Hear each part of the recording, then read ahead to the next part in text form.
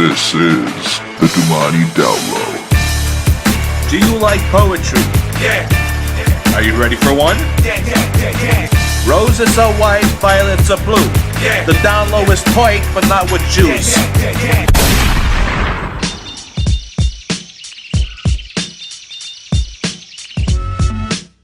Welcome to the Doumani Downlo. I'm WD Doumani.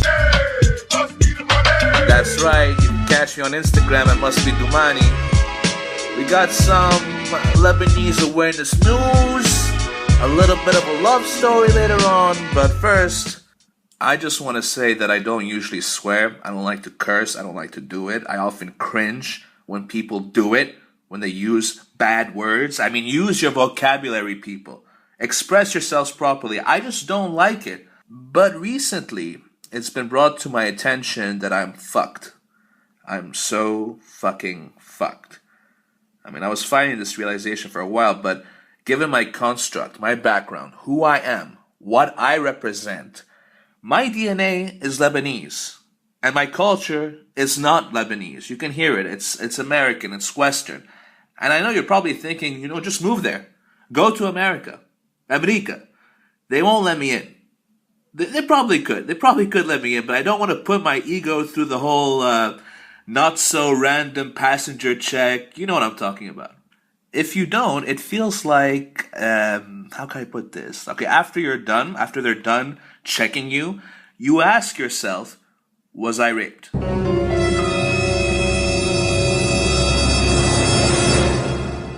You were raped, but not actually raped. Sure, there's some handsy, touchy-feely, groping, invading my personal space stuff going on. Your self-worth does plummet to the point where you're not a human being. You're not as human as you used to be, as you thought you would be. But once it's all over, you're on your way to the computer store to buy a new laptop because it's illegal to bring your own laptop. You get called Ahmed the terrorist on the way to the store, and no one likes to be mistaken for their father. It's Wajid the terrorist. Wajid. And Wajid the terrorist will not give you the satisfaction of terrorizing you. I'll just leave and go where my DNA is accepted, which brings me back to why I'm fucked. Hang on a second. I just got a voice note again from an unknown sender. Let's listen in. Hi, it's me, the one you call a stalker on your show. Great episode, by the way. So light, on point, sarcastic, spontaneous, and true. I really enjoyed it. And by the way, I saw you the other day walking in town with a blonde girl. You were wearing that short-sleeved white shirt, and I think that white suits you. But I never pictured you as a Starbucks guy. And imagine my surprise when you ordered one of those mocha frappuccino thingies. Didn't have you down as one of those commercial people. Must have been that blonde girl's influence. I know in my heart you're not a sellout. I just know it. Anyways, you must be recording now. So I'll let you get back to your show. See you soon. Bye. Let me first address the frappuccino. It was a warm day. I wanted something cool. I wanted something refreshing. And I'm not a Starbucks guy. All right? It's a playground for the generic and the drones of society. Now this may sound disconcerting to the listeners, but I'm kind of flattered that I have a stalker. It's nice to finally get some attention after over 100 episodes, and she sounds nice. It's kind of creepy that she watched me. Maybe I shouldn't use the word creepy. After all, she is listening.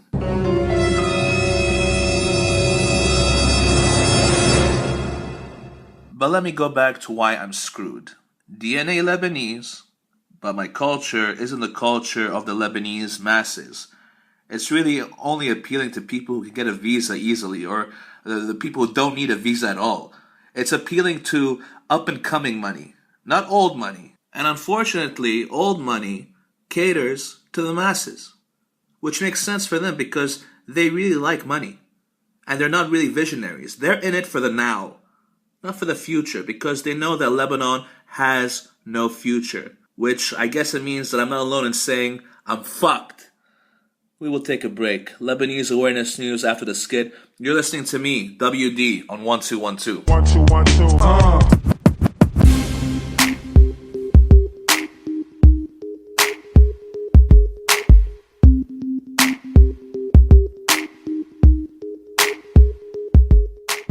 A statement from Homeland Security. So you want to come to America, huh? Land of the free, home of the brave. Here's what you do. Make sure you don't bring your laptop. We will confiscate it. And don't worry, we got plenty on sale for you right here in the good old US of A. If you're coming from an Arab country, expect some suspicious stares and propaganda-based remarks such as calling you terrorist, whether you're affiliated or not. It's just the way we do things around here. Also, this is for my hombres and mamacitas down south. If you cross our border, swim across illegally, we will allow you to do light landscaping and janitorial work. You know, for the rich and those Hollywood types. But rest assured, we will find you and make you citizens, then draft you into the military. Put you straight into combat. Dee-wee! Price of freedom, muchachos! Finally, if you're an arrogant, loudmouth, gun fanatic, racist, self-centered, materialistic, over-consuming with zero cultural awareness, welcome home. We missed you. That was a statement from Homeland Security.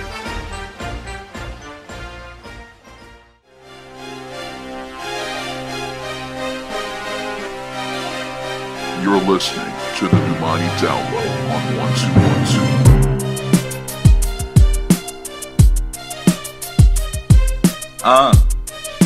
Lebanese awareness news of the day, brought to you by Lebanon. And money. Money. It's what you need if you want to have a meal outside. And you need a lot of it. I mean, wow, look at those prices skyrocketing. The rent, you have to pay the rent. So they charge you triple the price. I mean, a chicken sandwich has never been more expensive. It's insane. I'm not a fan of eating out, not ever since I have a personal chef known as Grandma. Thanks, Tata. Stay alive. But when I do go out, you know, I have a serious dilemma. Is it really worth $40 for a fajita? A fajita, poeta. No, it isn't. But we will pay it anyway because we have somehow convinced ourselves that we're including the experience in the tab. The invisible price of the experience. You could have a similar, if not better, experience if you're giving $3 for a falafel. A nice falafel sandwich on the side of the road. Unfortunately, the Lebanese don't roll like that. They don't go down that route. They like to be pampered. They like the cushy lifestyle. They expect and demand the rights Western people have, which is to sit at entrecote, cough up $100 for dinner, you know, a dinner for two. And let's be honest, the food is average at entrecote. If you want out of this world food, it's going to be double, if not triple. Food-wise, Lebanon is more expensive than other capital cities like London and Paris for no other reason than paying homage to the practice of corruption. That old chestnut. Their thinking is, well, if everyone's going to jack up the prices and customers are still going to come through the doors, why shouldn't we do it? How about you don't do it out of principle, you know? Let's not be crooks. Take a moral stance. Be the better people. But our restaurant is a business. It's not personal. We want to make money. We're going to be as shady as the rest of them. So I have one question for every single Lebanese foodie out there. What you gonna do when the hundreds, upon thousands, upon millions of burger joints raise their prices and come collecting $40 from you? Woo! You're gonna give it to them.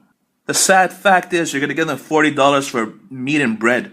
Let's take one last break. When we come back, we will have a love story. You're listening to the Doumani Downlo on 1212. 1212.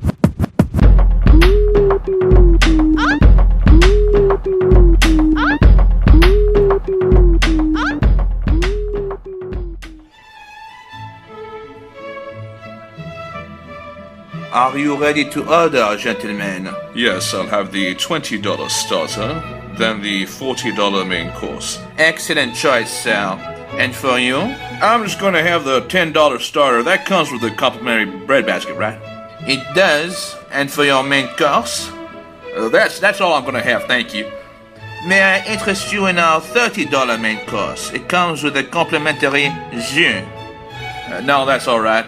Go ahead, take it. Are you sure? Yes, I insist. After all, I have this. If you like to eat out and don't like to carry cash, get the Foodie credit card. Stop by your local bank today and apply. We only charge 20% interest. For food you can't afford, there's always the Foodie card. In that case, I'll have the $60 meal. Rare. Excellent choice, sir.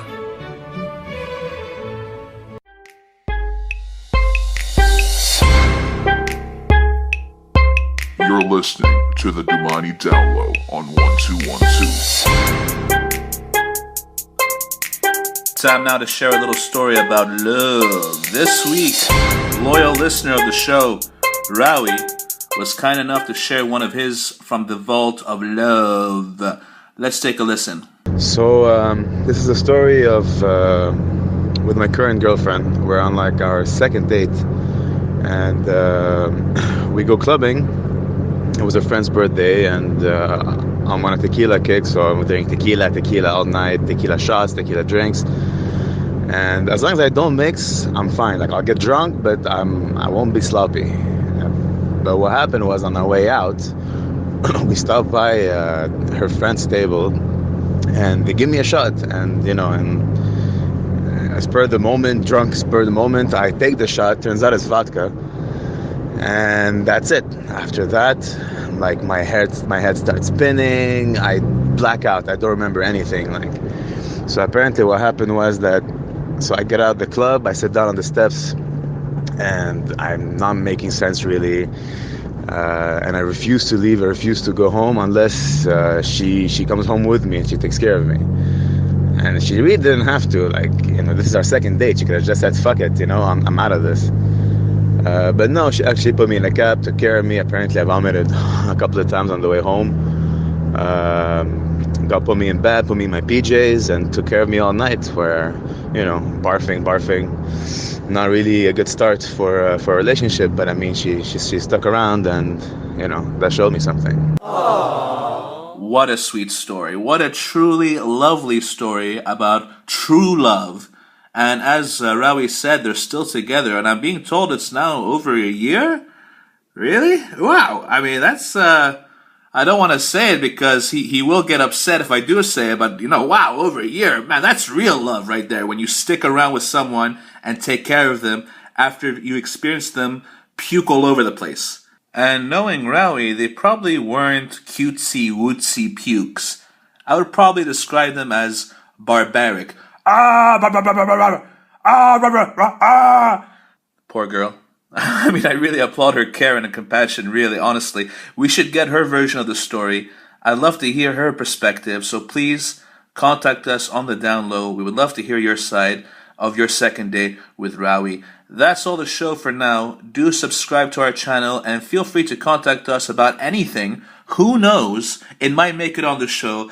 But, for now, it's so long. Farewell. Auf Wiedersehen. Peace. Il est des nôtres. Il a fait 100 épisodes pas comme les autres. You were listening to the Doumani Downlo podcast.